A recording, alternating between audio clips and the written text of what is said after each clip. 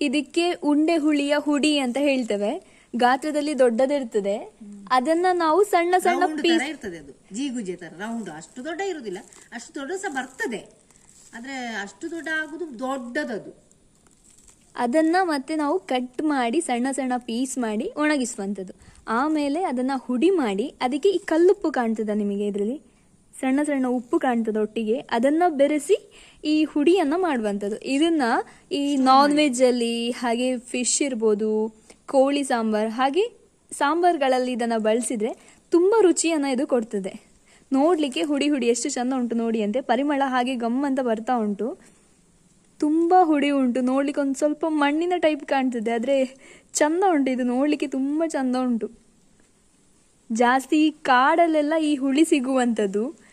ಈ ಹುಳಿಯ ಬಗ್ಗೆ ನಿಮಗೆ ಗೊತ್ತಿದ್ರೆ ಕಮೆಂಟ್ ಮಾಡಿ ಆಯ್ತಾ. ಬಾಯ್ ಬಾಯ್.